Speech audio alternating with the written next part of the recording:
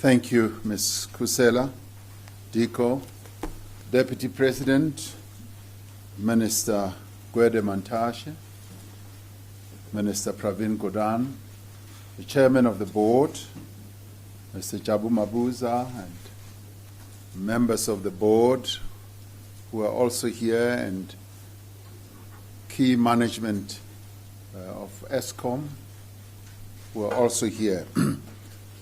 I welcome this opportunity to share with you some of the discussions that we've been having with the management of Eskom, as led by the interim group executive officer, as well as discussions that we've had with the board. Let me start off by saying I left the country for Egypt, not to go on holiday, but to go and attend a peace summit and also have a working visit to Egypt, to visit Egypt as well as to have discussions with President al-Sisi, who is the current chairperson of the African Union, and seeing that he will be handing over to us as South Africa, it was important for us to go on a working visit and also to exchange some views and thoughts with him. And as we were already mid-course on our journey, we got to hear that the country had gone into stage 6 of load shedding, and that surprised and shocked us, and I immediately felt that it was necessary that I should cut my visit short and return to the country. Very delighted that the Deputy President and the Minister were on site to deal with the challenge that confronted our country, and the Deputy President made a statement to the effect that we apologize to people of our country for this that has befallen ordinary people as well as commerce and industry. The load shedding that our country has gone through has really touched a raw nerve amongst our people. Electricity is a major key player in the lives and the livelihoods of our people, as well as in commerce and industry. It is a key driver of our economic fortunes, and when this occurred, it was therefore necessary that I should return to come and examine precisely what has happened. This morning we had occasion, the two ministers and the Deputy President and myself, to listen to the management and to the board, and I'll talk about that in a minute. And we heard them explain and give us full explanations of how we got where we are. And they detailed to us some of the things that led to the breakdowns, and amongst other things they cited the rain that had led to the coal getting clogged up in the system, and they also spoke about the tripping that the system also experienced, and it was a combination of a number of events that led to the loss of so much of generation. Of course, they also spent quite a bit of time detailing to us the challenge that our country faces with regard to the age of the fleet that we have. On average, many of our generators, our power stations rather, are 37 years old on an average basis, with some of them being as old as 55 years and 52. In the case of Komati, 55, and in case of Kandem, also near there.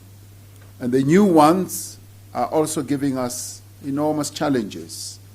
Kusile and Medupi are also giving us challenges, and I even commented that a few weeks ago I went to launch Unit 2 of Medupi, and the whole country felt that we had now seen the last of load shedding. And lo and behold, load shedding then visited us once again, which showed that our system is unreliable, is unpredictable for all the reasons that I have cited. But what has also come out as a great concern is that there has been a measure of sabotage that has led to the loss of, during this period, of 2,000 megawatts, where someone in the Eskom system disconnected one of the instruments that finally led to one of the boilers tripping and us losing as much as 2,000. I think it was 2 boilers. Now, another problem that we have had is cable theft. Much as it did not really lead to the load shedding that we've had, but it has had the effect also where people have stolen cable, and some of them have even declined or collapsed, rather, pylons that have caused problems to the system. Now, our own assessment of all these explanations that we were given, we felt that management, in the course of this recent load shedding, yes, did do their best to respond and to restore the system to being somewhat stable, and we think that they've acted correctly. But at the same time, we had a sense that they have not acted with the urgency that is required. They need to be much more agile, and they need to underpin what they do with greater urgency and be able to anticipate some of these breakages that happen. And of course, one of the things that we observed is that the maintenance process of our fleet is rather slow, and it is not as deep as it should be, because maintenance is one of the key problems that faces us, particularly in view of the fact that we are dealing with an aged fleet. We therefore need to be more proactive when it comes to the maintenance of the system. We also felt that there needed to be more accountability at the management level. More accountability is required so that there should not be blame shifting. People need to own up when they have not done what is necessary, what they needed to do. So we want management to be much more proactive. And we then discussed a number of solutions that will give rise to how we restore the stability of the system. We felt that we need to have an emergency recovery plan, a recovery plan that is going to make sure that we get rid of load shedding, and management has given us an assurance that they are trying to stabilize the system and get more and more of the megawatts that we have lost to be restored. And they have given us the assurance that from the 17th of December right through to the 13th of January, we should not be in a position to have any form of load shedding. And going right through to March, they will be seeking to do everything they can to restore the stability of the network. And I have instructed all managers and executives that all leave is cancelled. No one goes on leave. If we are to have the system restored to stability. All leave from now on until January is cancelled. All executives must remain in place, and all key managers must remain in place to make sure that we do not have load shedding. We must also investigate the sabotage. I've directed that the sabotage acts must be investigated, and they must immediately work with the South African Police Service and our intelligence service as well to find out exactly how anyone within Eskom could have disconnected the instrument that has led to the loss of 2,000 megawatts. Details of that can easily be given by the chairperson and the interim group executive, Mr. Jabu Mabuza. Also said that we want security to be increased with immediate effect so that we have this whole electricity system under constant security surveillance so that no one ever gets an opportunity to embark on acts of sabotage like we have had now. The financial position of Eskom needs to be looked at very, very, very closely, and these are the directives that I have given to the management team. And we have said to the board that we want the board to continue with their work of restoring and strengthening governance within Eskom. They have done a good job in as far as restoring governance, particularly getting rid of the corruption that had prevailed during the period of state capture, and they've now embarked on initiatives to recover some of the money that was stolen, and we've said that they must continue with the governance processes. But we've also said that we want the board to rigorously enforce accountability by all. The executives, the group executives must be accountable, the managers must be accountable, and everyone in Eskom must be accountable. And we want a new culture to be inculcated within Eskom. Some of the proposals that management put forward to us as members of cabinet is that they would like to have increased capacity of about 5,000 megawatts if we are to have the system properly stabilized. This will give them an opportunity to maintain the power stations that need maintenance, and if they can get the capacity to have 5,000 megawatts. And some of the ideas that were put on the table is possibly to have floating generators that can come and provide that. That could be very expensive, but it's something that is going to be examined, to be looked at. They also propose that we should look at self-generation, that self-generation would help to relieve the pressure on the system as a whole. And we have said that we will take this matter to Cabinet on Friday. Minister of Public Enterprises and Minister of Minerals and Energy will be presenting a proposal to Cabinet so that we can deal with this matter. These are requests that are being made by Eskom so that we can help to stabilize the system.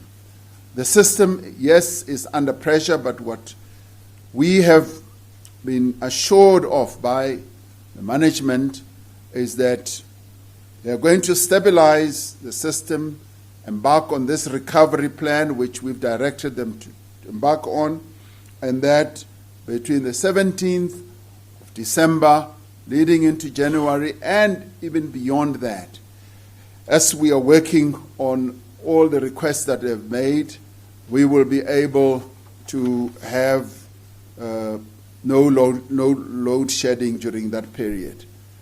Now, we believe that through all this, we will be able, one, to have management being accountable. We expect management to now redouble their efforts to deliver on this.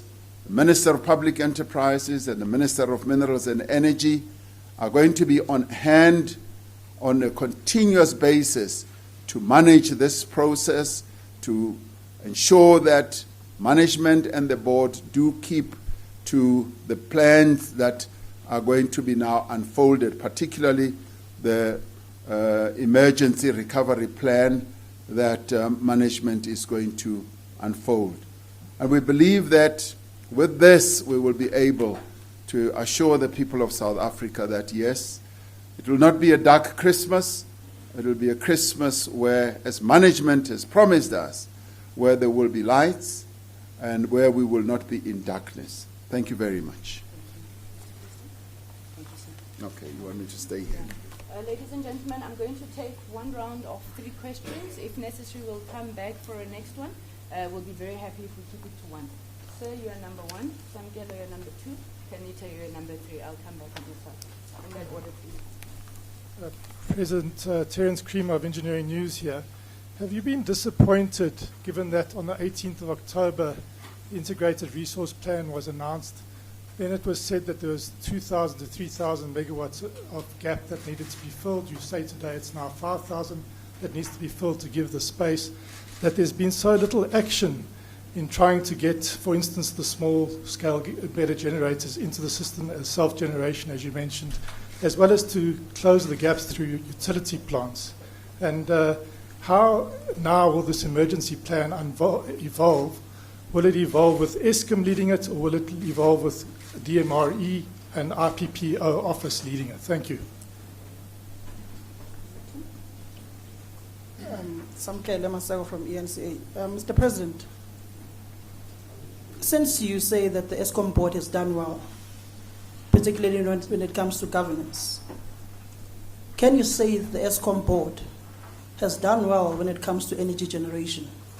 It's the second time that this board, since 2018 January, when you announced it, that there's been load shedding. Is Jabu Mabuza and the Minister of Public Enterprises, Pravin Gordhan, failing the nation when it comes to energy generation since they took over as this Eskom leadership? Secondly, when will the government that you are leading take responsibility for the shenanigans of energy generation in this country, as opposed to blaming it to the corruption and the state capture cabal that was in charge of the country and Eskom at the time? What efforts can you say, or wins, that your team has led in Eskom since you took over as the President of the Republic of South Africa? And then lastly, Mr. President, when will you take decisive action as the leader of this country against those who are failing us and failing to lead and make sure there's proper energy generation? And did any NGO prompt you this time around to come back into the country? Thank you. Kanita, you're number 3. Thank you very much. Just on a question of clarity, the assurance that between the 17th of December and the 13th of January there will be no load shedding, is that premised on anything? Is that provided certain things happen? You talk about being more proactive and this the effort to get 5,000 megawatts onto the system. Is there any costing? Can government afford 5,000? The efforts to get 5,000 more megawatts? And in terms of the indication of sabotage, is the system so at risk that someone can just switch off, a button and the rest of the country face the type of situation that it did? Is it as vulnerable as that? And if there's a diagnosis of sabotage, is there anyone that has been, has the President been informed if anyone has been suspended or held accountable for that? Thank you very much. Thank you. Sir, Mr. Jackson. Okay, let me start off with Mr. Creamer's question.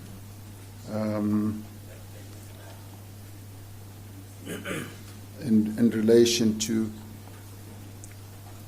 oh yes, you're trying to help me with a better pen. Is it right now? Yes, okay. In relation to the generation and also leading up to something like the IPPs.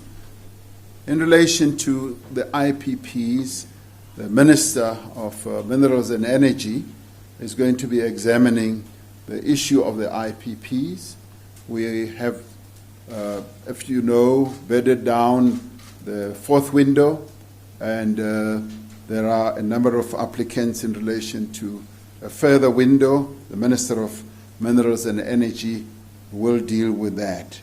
And we obviously are dealing with the issue, we have to deal with the issue of generation and deal with it in a way where we increase the capacity that our country needs. And the main challenge is obviously the aged fleet. Some of the power stations have to be decommissioned, and they are just too old. And the plan to decommission some of those power stations is obviously being looked at. But the main problem that we have is having to keep on maintaining those aged power stations. They cost more money. They actually are so old that the original equipment manufacturers themselves no longer have those parts in the system. So if anything breaks, you basically have to manufacture the part that has broken down, and which gives rise to the challenges that we then have in relation to generating more energy from those plants. And the plan that we have is obviously to keep maintaining them to the extent that we can, and also ensure that we revamp them as much as we possibly can, with a view of generating more energy from them. And Samkelo raises this question almost tongue-in-cheek, asking what have we done in relation to energy generation. Has the chair of the Eskom board, the interim chair of the Eskom board, as well as the minister, have they failed the nation?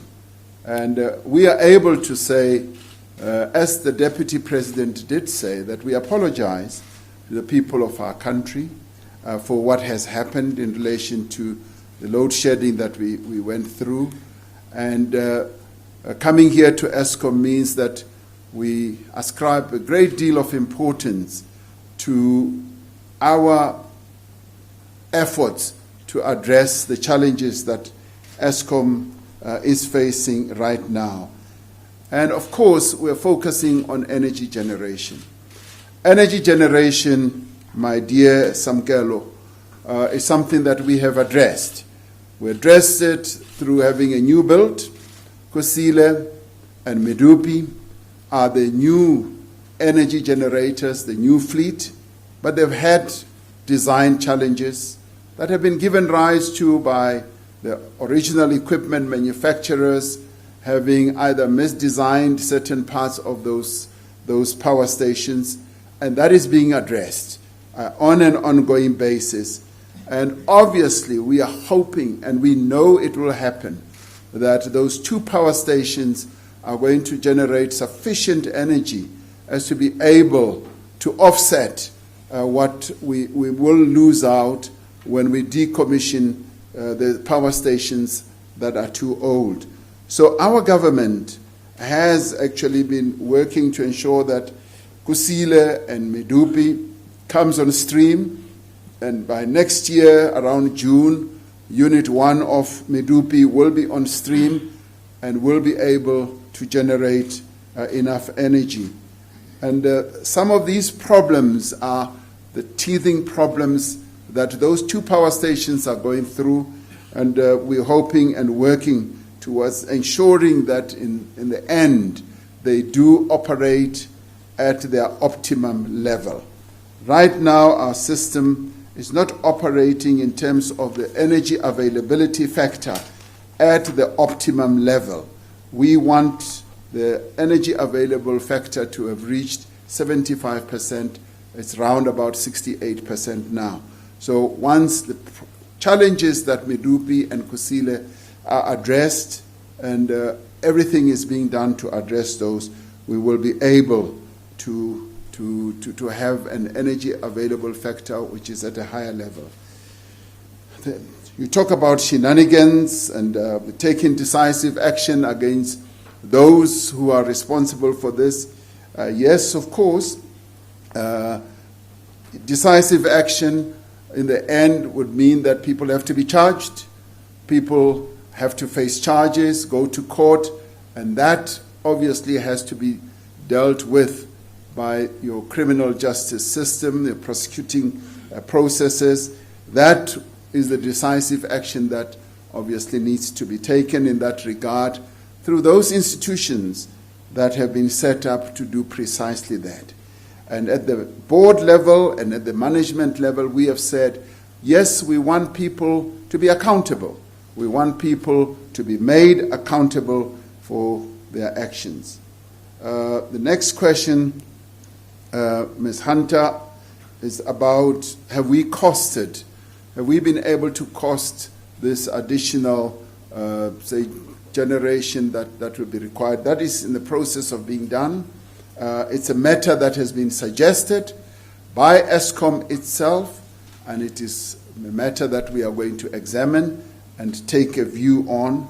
And obviously, with this, we will also be looking at the issue of self-generation, which Mr. Creamer also asked right at the beginning, and I missed answering that one.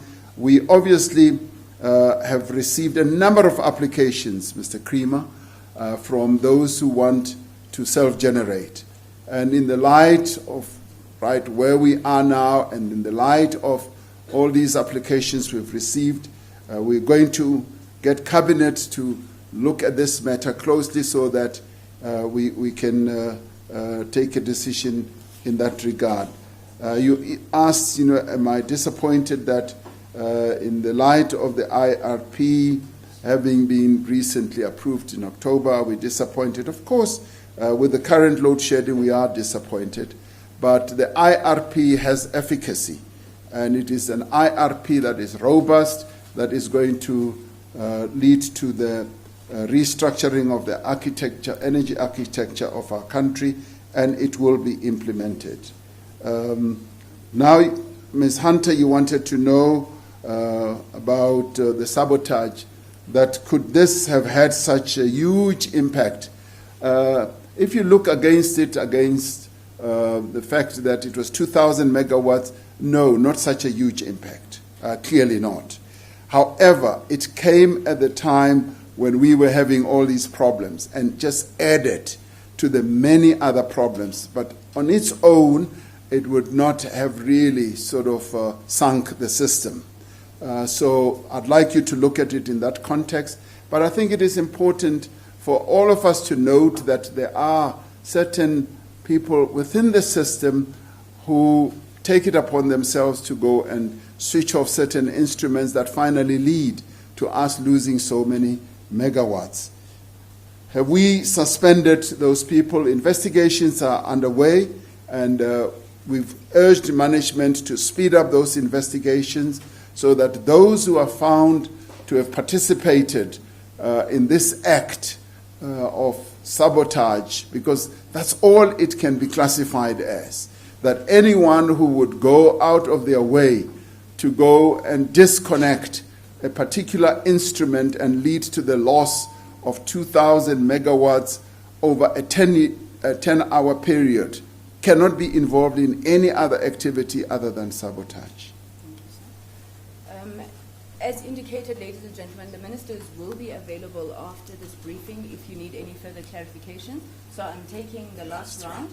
Do I have 3 hands here? Ma'am, you're the first. Okay, I'll take both Alex and the gentleman, then you'll be the last. In that order, you can go first.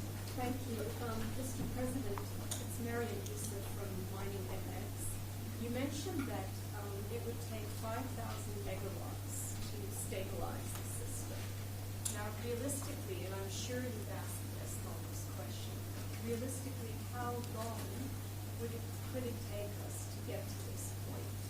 And will the grid be unstable until then? It sounds like a very long-term plan.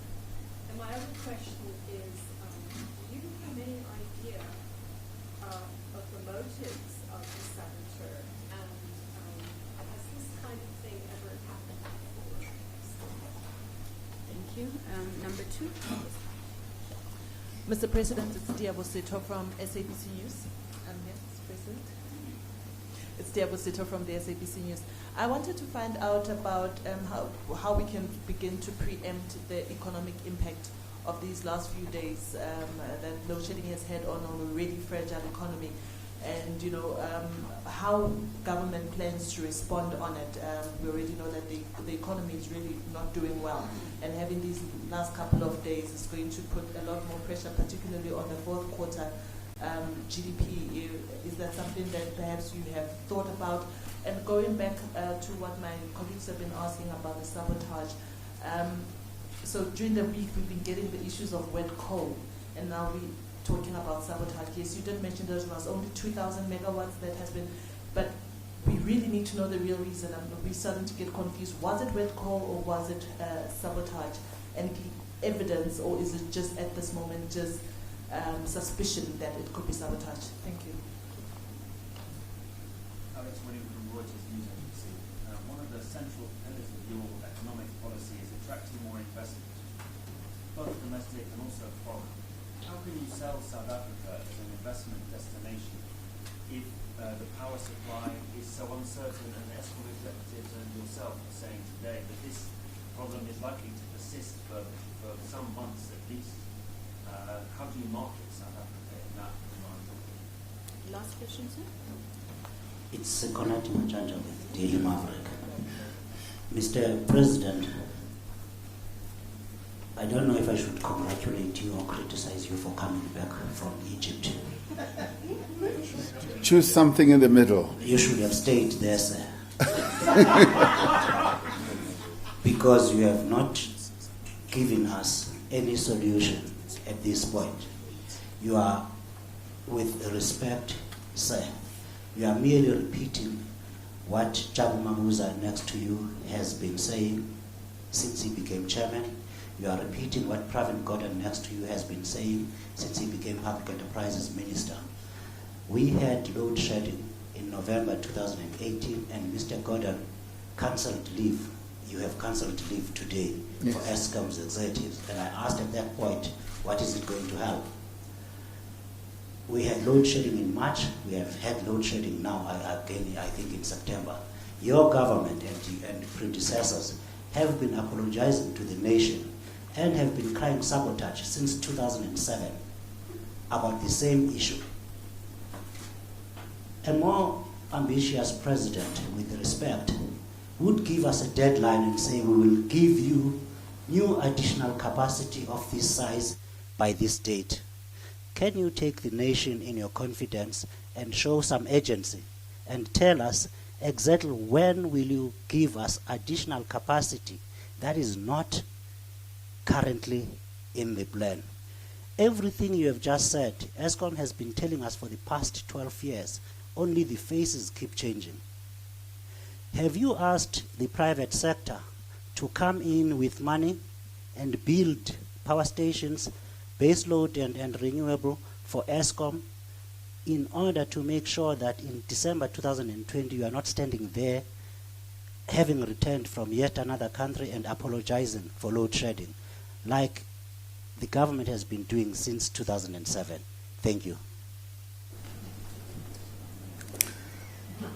Let me start with you, Sikonati. Next time I go overseas, I'll take you with me. Let me start where you've just ended. Yes, we've had load shedding for quite a number of years, and indeed, even previous presidents have yes, apologized to the nation But the key question you're asking, when are we going to provide additional capacity? Now, we built Kusile and Medupi. That is additional capacity that we have provided to the nation. Much as it has taken much longer and it has cost more, the fact of the matter is Kusile and Medupi, and Ingula, by the way, have added more capacity to our grid. And with all the units coming on stream, it's really going to make the grid much more robust. And we've also realized, of course, in relation to climate change and all that, that we've also got to rely on another source of energy, which is renewables, which we have taken bold steps in inaugurating. And in fact, we would be the leading country on our continent to have embraced renewables, and right now those renewables are standing us in good stead. And that is additional capacity that we have added to the grid.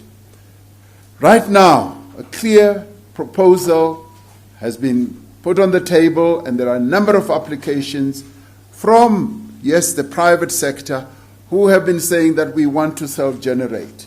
We want to generate, and in the end, what they don't use, they will be able to put or sell into the grid. So that is a matter that is now going to be discussed. My dearest Sikonati Manchancha, it's going to be discussed at the Cabinet on Friday. And with a decision that could flow from that, we could well have additional capacity that will be coming from a number of sources. And we've embraced, in our IRP, we've embraced a mixed energy source landscape or architecture, where we have said, yes, we're still well endowed with fossil fuels, which is coal-fired power stations, much as they are no longer the favored power stations or energy generating sources, and are no longer so well favored in terms of being financed by the banks and everyone. We still have those types of fleets.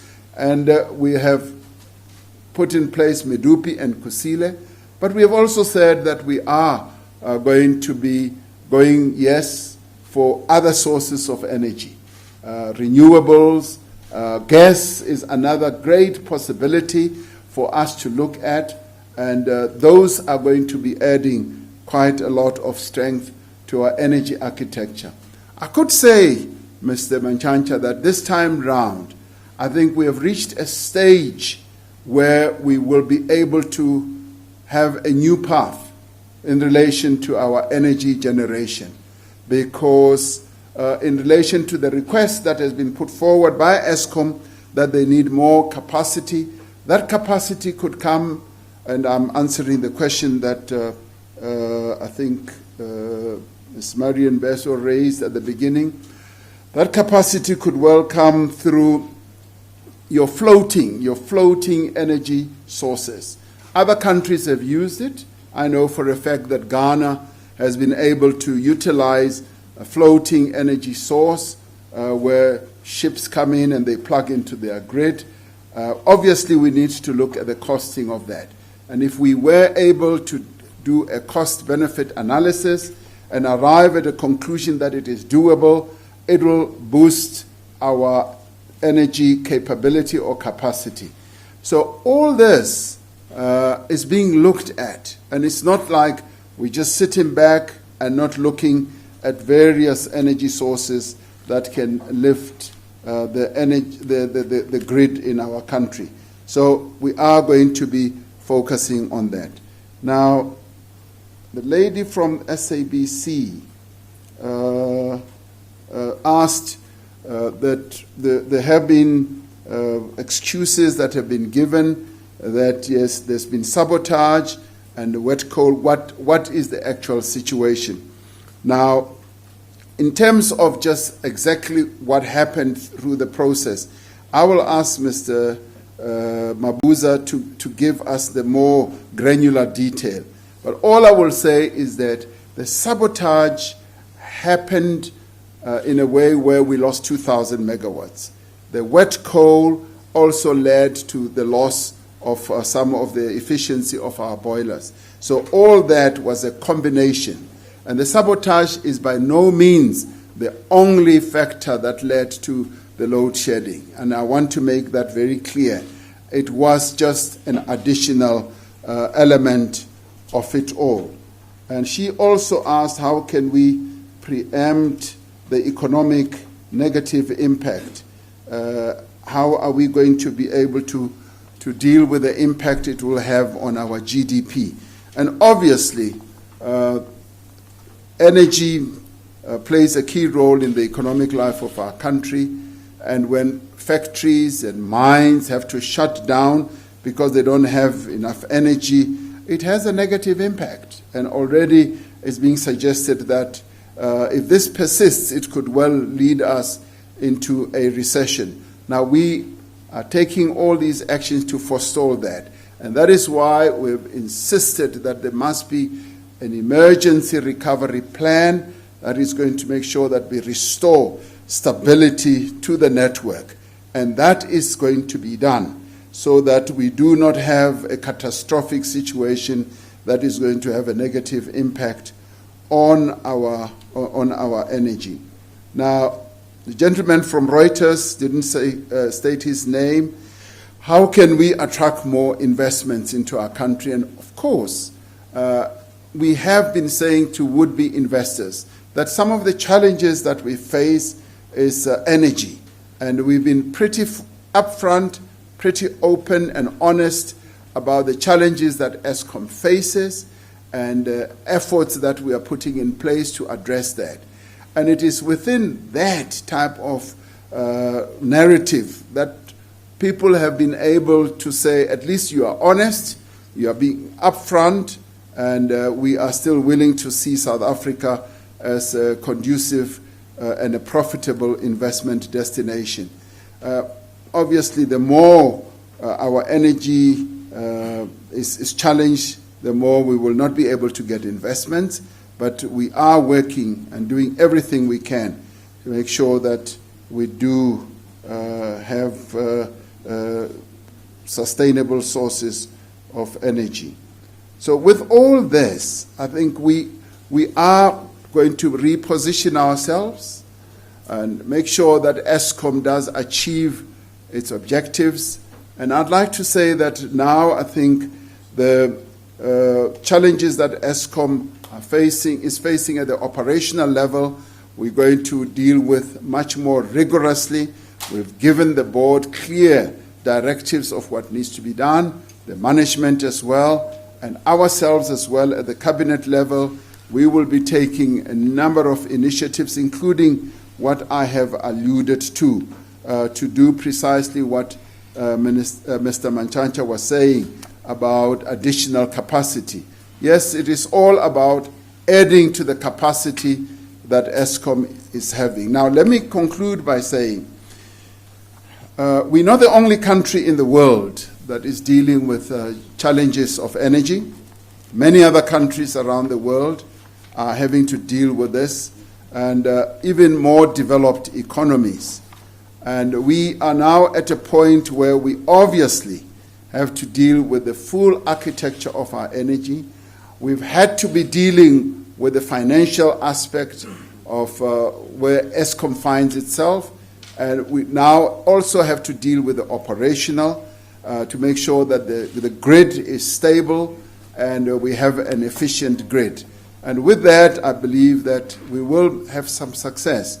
And I'd like to assure the people of our country that government is keeping a very, very strong hand on this, and we are going to make sure that the energy in our country is secured and that Eskom plays the role that it can play. Thank you very much. Thank you very much, sir.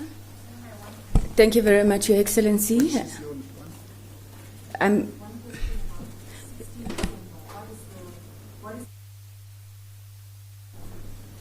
we'll come back and deal with that. Could we please allow their excellencies, the ministers, Mr. Mabuza, thank you very much for being here.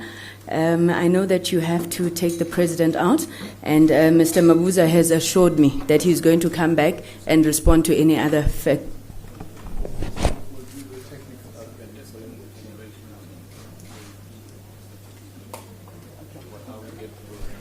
Yeah, the Eskom generation team is also here to deal with some of those technical issues, the numbers and the granularity the president was talking about. Thank you very much, sir. Eskom was.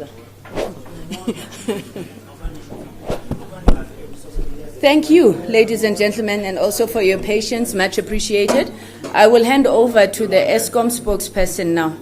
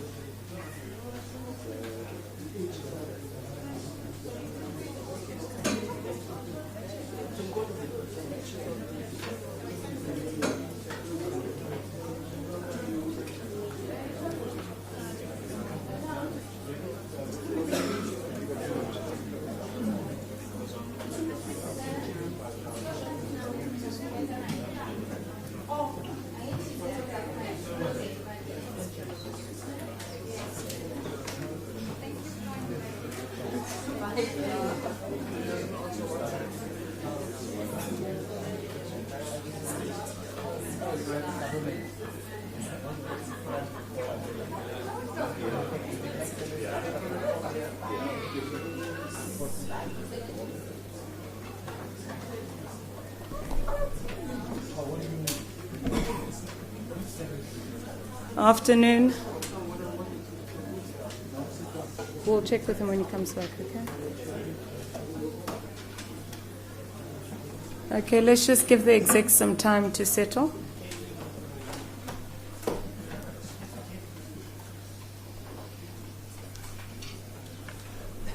Okay.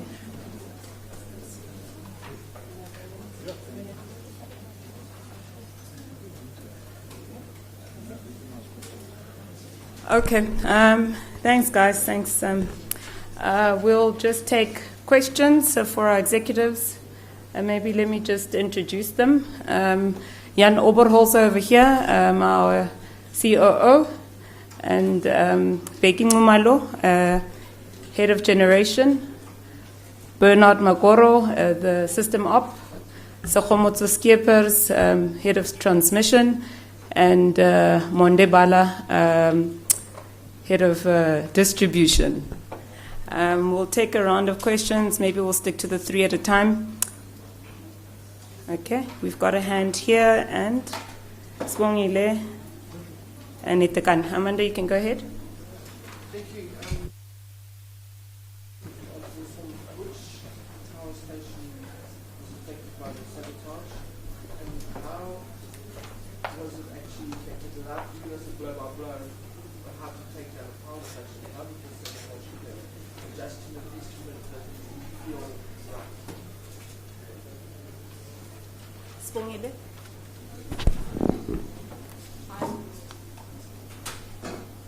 Go ahead. I'm Sibongile from 24. I've got 2 questions. The first one is on Medupe and Kusile. We've been told about the issues of breakdowns and the defects.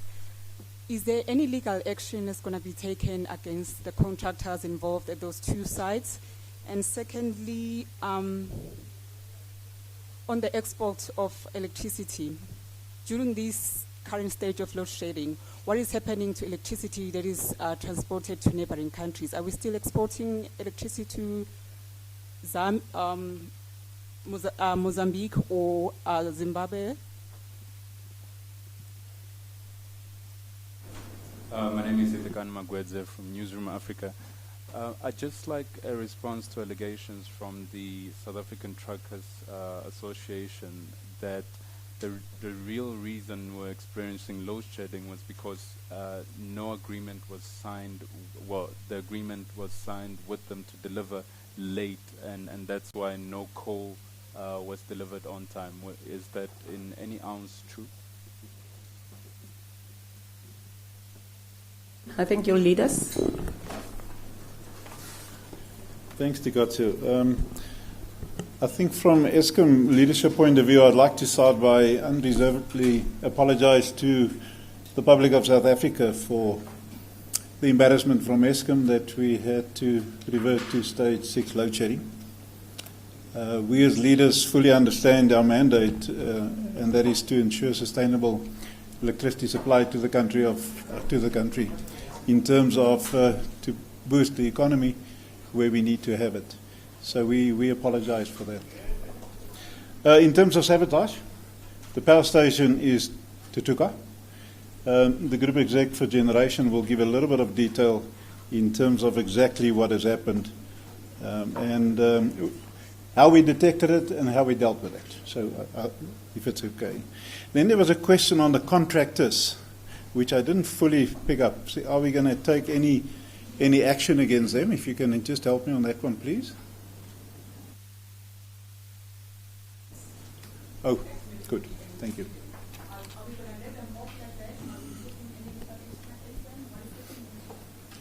Thank you. Yes, we do have some defects at both Medupi as well as Kusile. We have now agreed with the contractors and contractor specifically on the boiler side that the aim now is to fix and stop the blaming. We believe it's latent defects. The contractor believe, the way that we operate and maintain, the plant and the coal we use is a counter argument. However, we successfully agreed now between the two parties that let's have the focus, and the focus is let's fix it. And then in parallel, we will run a commercial process. So the focus is to get the plant to operate, and in order to get the capacity available for the country. While the commercial process, who needs to pay what, and if there has been any shenanigans, so to speak, we will deal with that. So that is a parallel process on both sides that we will follow. So it's not a question that we will just leave it. So we will follow that through. But the focus, I'd like to repeat myself, is to get those power plants to perform the way it was intended and designed for. The question on do we export any power? We have contracts with ZISA that we have signed, and we also have signed with ZESCO, ZISA of Zimbabwe and ZESCO of Zambia.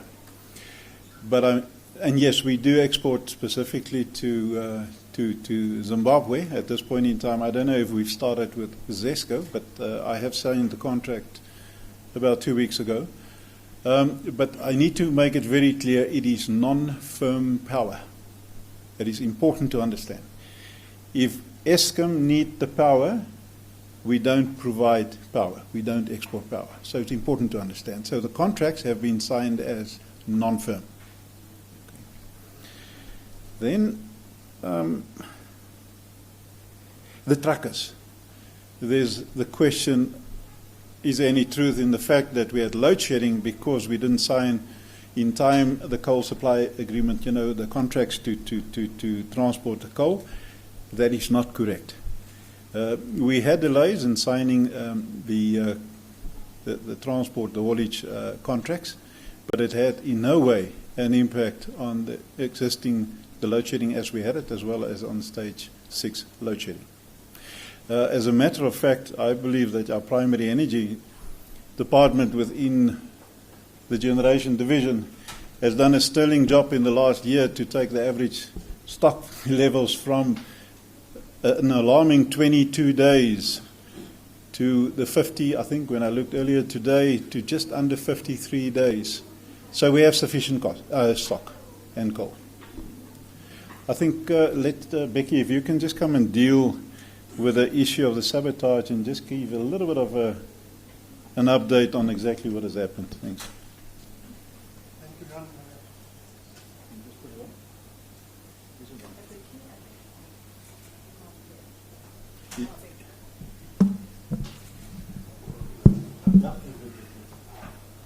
Okay, thank you, Jan. Good afternoon, everyone.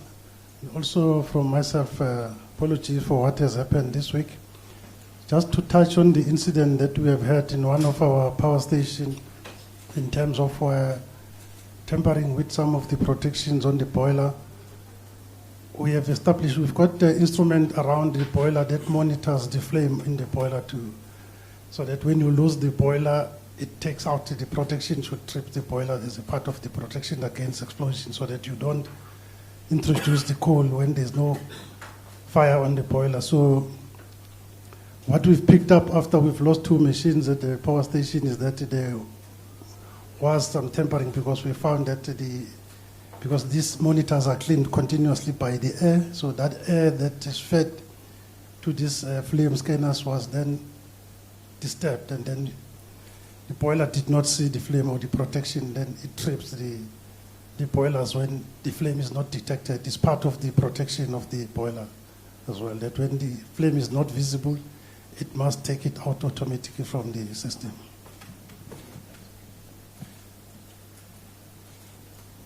Okay, let's take another round of questions.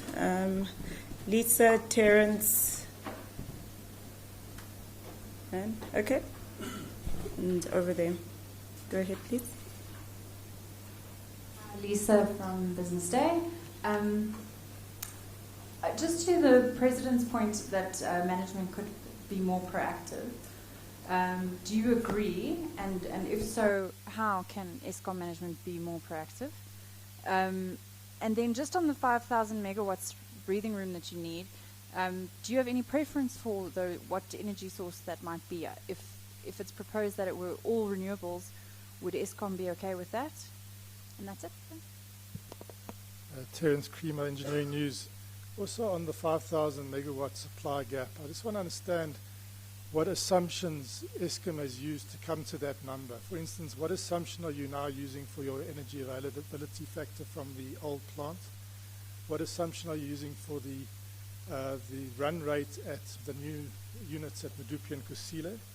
And why is the gap now grown from 3,000 to 5,000 since the RFP was published? And lastly, linked to Lisa's question, you know, what realistic options are there in the short term to close that gap without blowing the budget?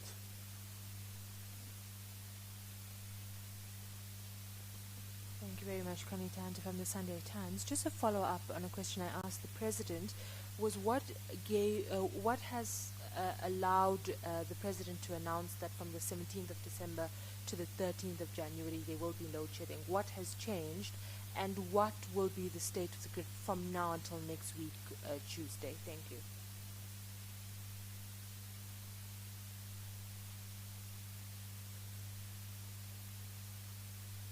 I can give my colleagues some breathing space, or myself breathing space, and my colleagues can talk. Proactive, you know, do we agree with what the President said? You know, that goes without saying.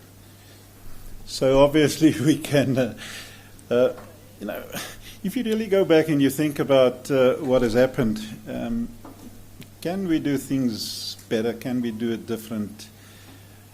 Obviously, we need to go and assess and see how can we do things better.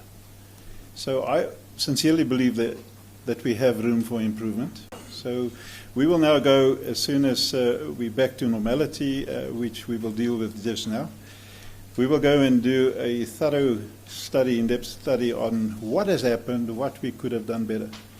But yes, we believe that we could have done things better. So absolutely. The 5,000 megawatts, I think I need to spend a bit of time to just say where the 5,000 is coming from. The 5,000 is not, at this point in time, calculated, you know, we've run a model or whatever the case, no. Where we're coming from as Eskom management, the leadership, saying we have a system that is constrained. It's a system that we have neglected. It is a system that is unpredictable and unreliable. So this is where we find ourselves, and we've got to get out of here. And currently, if you look at the demand of the country, it means that what we have available needs to produce electricity. So we don't have the luxury to take a unit out and to put it here and then to properly maintain it. If it takes 6 weeks, 8 weeks, 12 weeks, then that's what we need to do. We don't have that luxury at this point in time. We take a unit out, we do what we quickly need to do, and we bring it back. And I need to qualify what I mean by maintenance. When we talk about maintenance, it is not just purely, if you take a vehicle, if I may use, to take it outside and you replace the brake pad and you bring it back. That's not all we mean in terms of maintenance. What we also mean is, if you look, our average, as the President has said, the average age of our coal-fired power plant is 37, 38 years old. So the midlife, they are past midlife already. And we have to do some midlife refurbishment. So it's not only the brake pads that you need to replace. Maybe you need to also replace the timing chain on the engine. Because if you don't do it, then you bring a unit back that the engine is not safe moving forward. So this is where we're coming with what we call capacity relief. We believe that we need a relief on having whatever we have available that it's producing electricity. That we have the opportunity to do the maintenance, which includes midlife refurbishment of our units, and that will take time. And we have just used, at this point in time, a figure of 5,000. So we're in the process now to really go back and say, what can we promise the country that we will have available 24/7, every day of the month, every day of the month, every day of the year. And let's assume, and I don't want actually to say, because just now then they say this is what the CEO said, but let's use, say, 25,000 megawatts. If we say to the country, we've got 25,000 megawatts, so we will use whatever we have more to maintain our networks properly. And as and when we bring it back and we have then more permanency and more predictability and reliability in these units, then we can say to the country, we don't have 25,000 now, we have 26,000.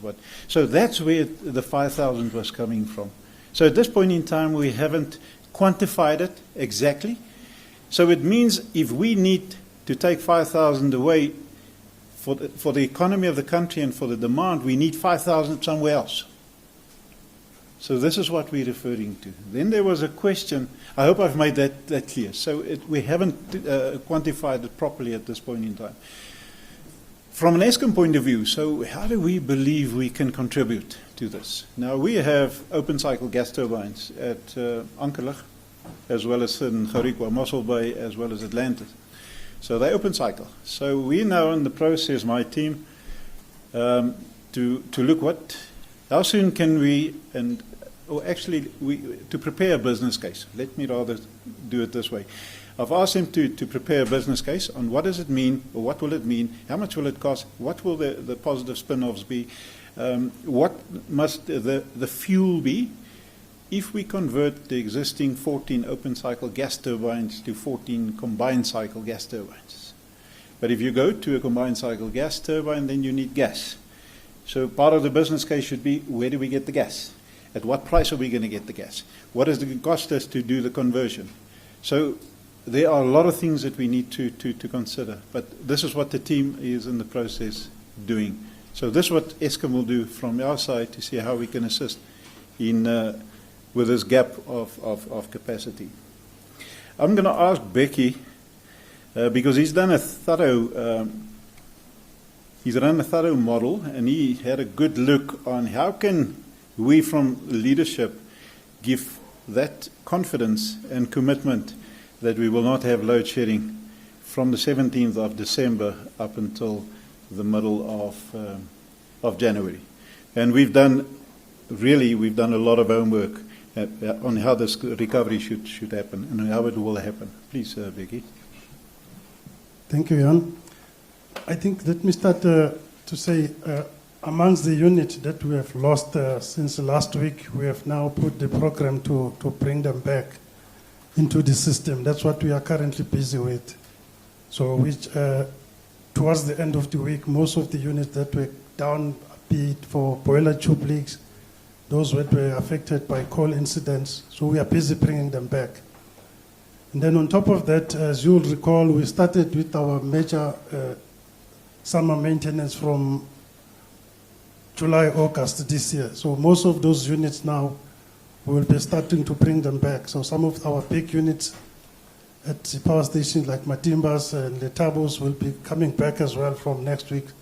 So those are also part of our reliable units that will help us then to stabilize the grid. And then while we are also continuing with the maintenance for the second cycle of this summer period, but those that are coming back, they will give us that stability. Like in the middle of January, we'll also getting back Kobe Power Station unit that has been on outage for refueling. So those are the typical units that are very robust once they are back onto the system. And then once Kupiak is back, the network as well to the Cape, it becomes more strengthened that area as well. So the units that are coming back from the refurbishment that we started around August, and the ones that came off last week, be it for tube leaks and all of that, we are starting to return them to prepare for that period and also preparing for the winter period as well. So that's what we based our prognosis for this period of this festive season. Thank you.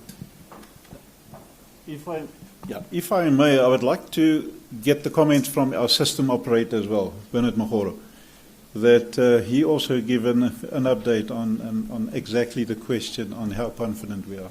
Please, Bernard. Yeah, what is important to keep in mind is that we are still in the recovery mode.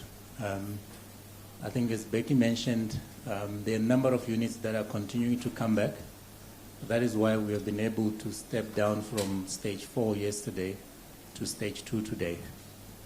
So Monday is when we will be able to get back to 9,500 megawatts of breakdowns.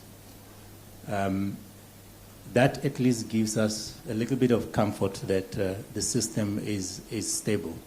Before we get to that point, we remain very much vulnerable. So that is why the 17th is a very, very important day. But I must also mention that we are heading towards the weekend. Demand drops, and depending on how quickly the units get back. So Monday is not necessarily the day that load shedding will stop, because I don't want us to be misquoted that we don't know what we're doing if suddenly things change tomorrow. So generation is doing all they can to bring these units back as soon as possible. So it may happen that load shedding stops or we reduce the stage between now and Monday. That all depends on how quickly we can get these units back. But as we stand now, Monday we should be able to be back to 9,500 breakdowns, and that gives us stability that at least the system will be manageable. Thank you. We'll take a last round, if that's okay. Let's give you, and then Sikonati, and then Diabo. Amanda will come back to you, so.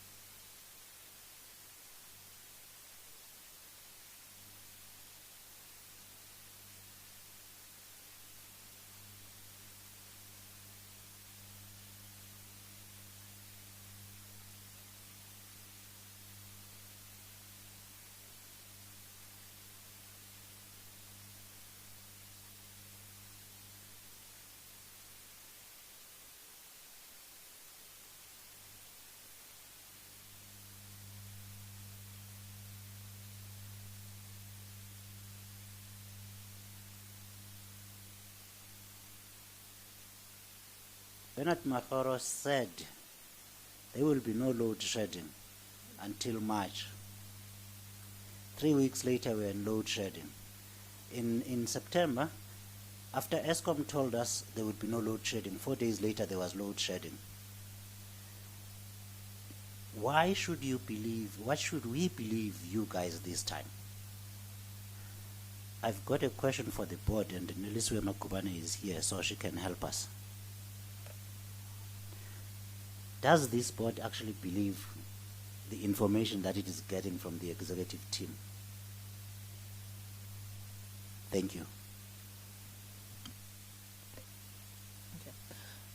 It's Diabo Seto again from the SABC. I just needed clarification. Mr. Oberholzer, you mentioned that the power station concerned with regards to sabotage is Tutuka, right? Is it still 3,600 megawatts that it's of installed capacity there, where we have lost 2,000 of that? And so far, how much has been recovered? Is it still that 2,000 capacity is still gone? I mean, that's a big chunk from one power station to be gone. And I also wanted to find out on your open cycle gas turbines, how much diesel have you used ever since the beginning of this load shedding period, and at what cost? And the blown up substations across the country that we see in different suburbs, I can imagine that they are beginning to become repaired. Can we expect that repair system or process to impact on the system trying to get back online while you try to sort that out? And yeah, that's it.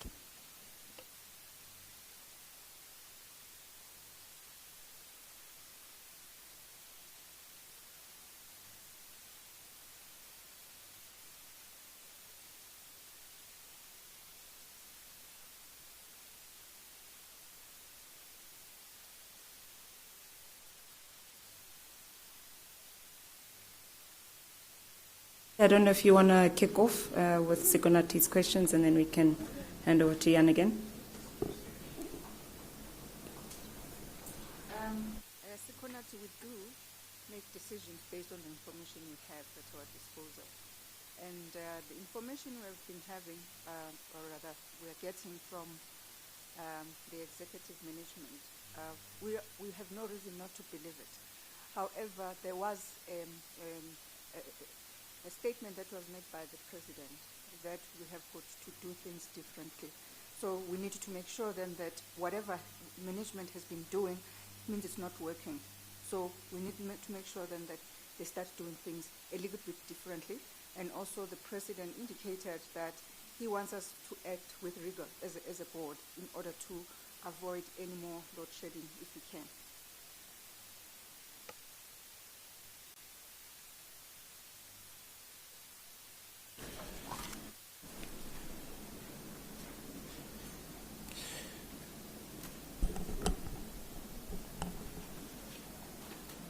Let's talk, how did we get to stage 6? I think that's important.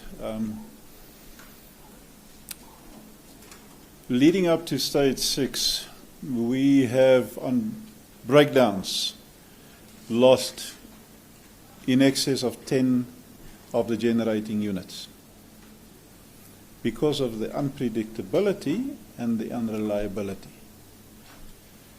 of which for half of those it was due to boiler tube leaks. So whenever you lose a unit on a boiler tube leak, you need 4 to 6 days before you can return it. So it's quite a lengthy outage. So I would like to start with that the issue of rain, which I'll be coming now, was just adding to the problem that we have. The problem that we have is the unit that is unreliable, unpredictable, and that we've lost due to breakdowns. So that is the main cause of leading up to the load shedding stage 6. What is added to the problems that we had initially was the fact that we had excessive rains in the Mpumalanga area, where the majority of our coal-fired power plants are. Just as an example, Kriel mine, the open cast mine, we had floods.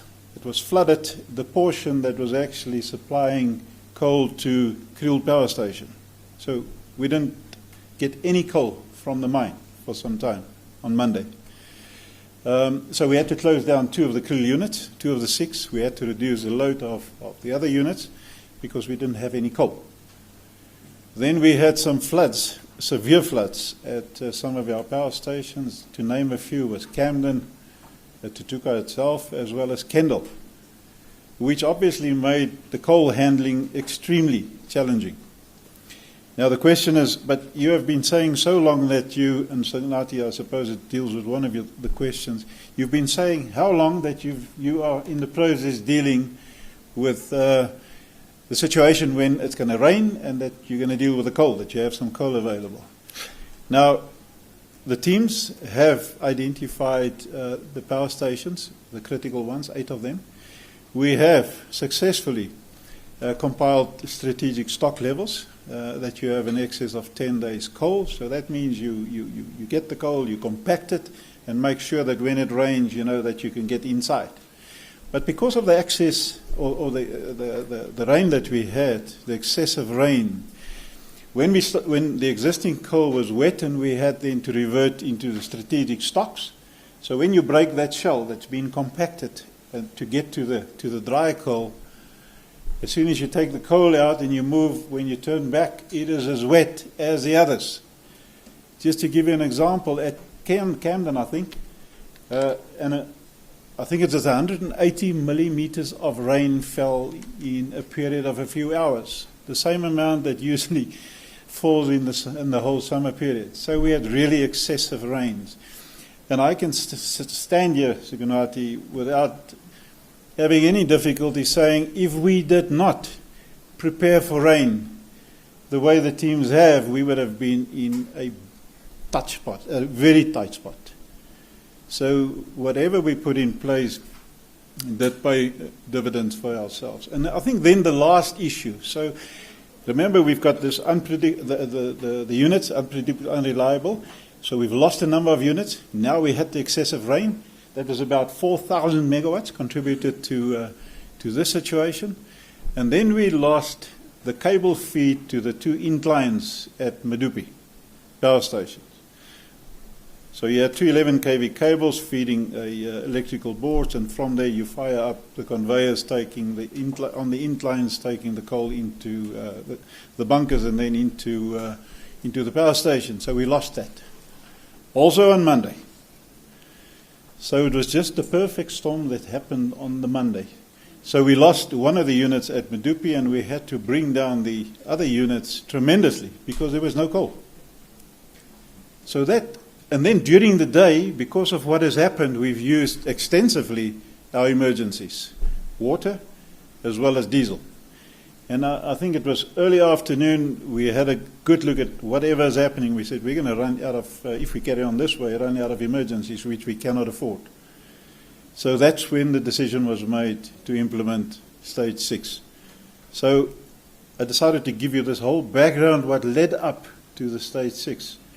And the following day, which was yesterday, we were, when we started recovering in terms of the units that returned successfully back to service, that we've dealt adequately with the floods that we had, and getting Medupi back online, it was possible to go back to Stage 2 load shedding. So I just wanted to make that very clear, Marion. I hope it's answered your question. The timing of the 5,000 megawatts, I cannot stand here. I don't know if there's any one of my colleagues here that would like to comment on that one. It's a difficult one. What do we do up until we have the 5,000 megawatts? And I think it deals with your question as well. Don't we need to bite the bullet and say, let's go for load shedding? We are discussing a lot of alternatives and options at this point in time of what you've tabled is one of the options that we are considering. So we haven't finalized on that. But we need to get soon with a solution on the table how we're going to deal with this issue. Because the country needs 30,000 megawatts on average. And if Eskom say, but we would like only to give 25, so where's the 5,000 coming from? So it's a situation that we're struggling with and that we are talking continuously about, and we will come forward with a solution and a proposal, we believe. Okay. Tutuka, I'm going to leave for you, Becky. You can deal with that issue on what has been recovered to date. On the diesel account, geez, I'm glad the CFO is not here. Obviously, the last 8 days, I would guess, 8, 9 days. But yesterday we didn't burn diesel. Today we haven't burned diesel. Obviously, we had to burn diesel to be able to supply capacity to the public, you know, and and the country is large. If you ask me how many liters of diesel we've burned, I'll be lying if I'm saying to you so many thousand liters. I don't know. I really don't know, because I've been a bit busy the last few days, so I don't know. But we will soon look. But obviously we've burned a lot of money, so which is undesirable. So unfortunately, I cannot answer that question. Do you want to take a stab on that one? Thanks, Bernard. From Monday the 2nd until Sunday the 8th, we burned about 100 gigawatt hours of diesel. We haven't reconciled the money because there's different power stations that are supplying diesel power. But the gigawatt hours is 100, Skonati. Maybe I can use this opportunity to clarify as well. What we've always said is that the system remains vulnerable. Up till now, we have never planned to load shed. However, because of the volatility of the system, we do end up in a situation like where we are now if we lose more units like we did last week. We lost 10 units between Sunday the 1st and Thursday the 5th of December, which led to load shedding to be implemented on that Thursday. Thank you. Let's deal with the blown up substations. Both of these two substations, it happened outside Eskom's area of supply. But I would like just the mic there to pass it on to Monday, please, our Group Executive for Distribution. So the one that was at Richville, it was in Tshwane, and the other one was in Gauteng, here somewhere in the Rand. I don't know exactly where, but please, Monday, if you want to deal with those ones, please. Thanks, Jan. Yeah, I think you are right. Both substations were outside of Eskom's area of supply. Yeah, we do have, however, sit with the similar risks. We are taking the necessary precautions. I think I think that's about as much as I can say for now. Thank you. So I don't know about the maintenance in these areas of supply, so I cannot comment on that. We will come to that one. Do you want to deal with that one now? Please deal with that one. Thank you, Jan. I think maybe the question was relating to say, is that what took us to stage 6 load shedding? I must say that Tutuga losses happened before the first load shedding on Thursday last week. And we have managed to return all those units over the weekend as well before the incident of the second of the stage 6 load shedding at Tutuga. And we must also stress that we are still investigating this sabotage incident with relevant security structures. So once we have confirmed, then we will then have a better view. But the load shedding, like Jan also indicated, it was a culmination of a process of those 10 units, and then this one, that's when was the start of it. It was not one incident from one station that has resulted into this.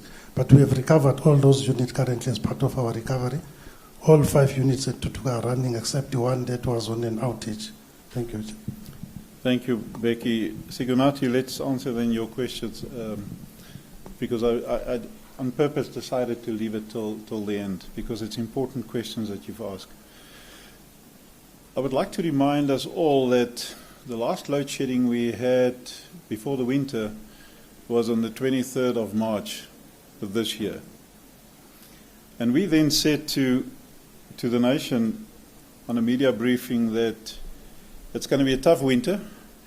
There are 26 days of high risk that we may be going into load shedding. However, we do have, during winter, however, we do have a 9-point recovery plan that we are working extremely hard on. We have leadership as well as management, as well as our colleagues doing the work, really committed to do exactly and ensure what the plan is saying, and to make sure that we are able to fulfill our mandate to the country, and that is to provide sustainable electricity. We went through winter without load shedding, but I am the first one to say there were days that we were extremely close. So I'm not going to lie about that. But we managed to pull through. Then I think it was the 4th of September, Sigunati, that you said that there's going to be no load shedding. I don't believe that's what we said. What we said at that media briefing, it was that if we can keep the unplanned losses, the UCLF, as we call it, below 9,500 megawatts, the risk for load shedding is low. However, if we move to 10,500, the risk increases, and anything above 10,500, the risk is real. So that's what we said. Obviously, we tried our best, to maintain and to keep it below the 9,500. Unfortunately, it wasn't possible. So it is not that we've lied at all, and that I would like to make very clear.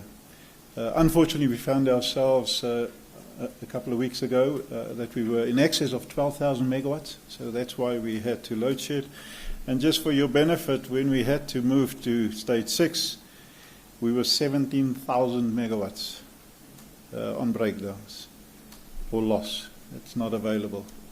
So the question is, why should you believe us? I stand here and can say without any hesitation and without any doubt, yes, you can believe us because we are sincere. We're honest and we are sincere. To fulfill our mandate, my colleagues sitting here next to me, we're all in the operations 100% committed to fulfill our mandate to the country. Because we fully understand the huge responsibility, and we take accountability, make no mistake. All of us are taking accountability for where we are. And we take accountability to make sure we get out of this. Because that's what the country depends on. So you can believe us if we say we are trying our best. We are not lying at all.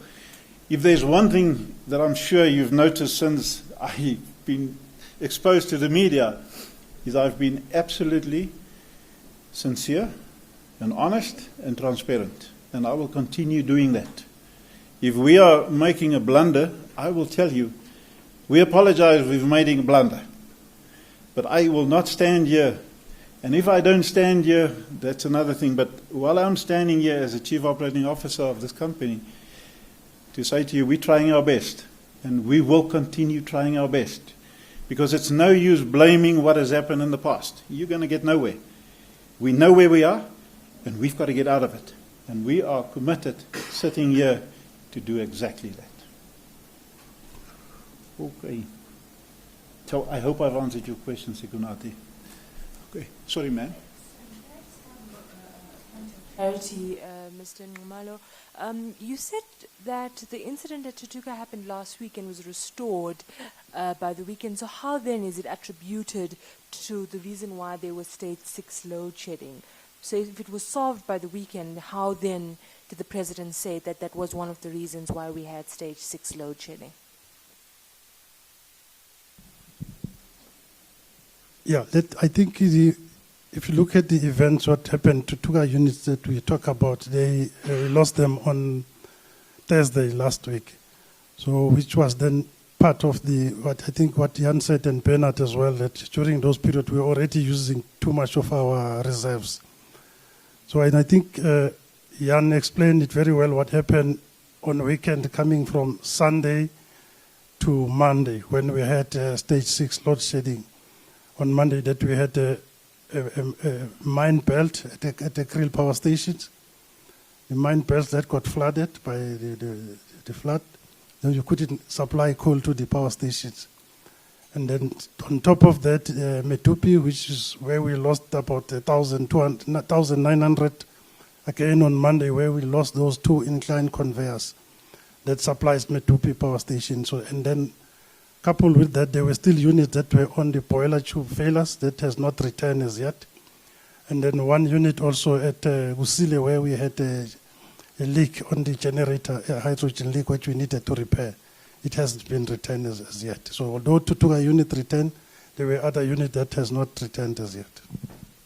So the sabotage was not linked to stage 6 load shedding? I think, like we said, we can't link one incident from one power station to load shedding that has happened, or stage 6. Because each unit that is not on the system, it means then more reserves are also deployed. So it's a contribution of all those units, all the 10 units that we have lost last week. They've contributed, because then it means then at peak hours we're using more of the reserves. So it's not what I said. It's not one station that. If it was one station that, even if we lose the whole station, we would have. But because of the number of units that were off, plus what happened with the flooding, especially a station like Camden, which was completely flooded. So then all of that contributed to the stage load shedding. It's not one station incident that has resulted on that. Thank you. Thank you, Becky. Yeah, to answer your question, very simple. Yes, it has contributed. Our executives are available after this briefing if you have any further questions. Thank you all. The media center remains open if you need to finish off filing for the day. Thanks.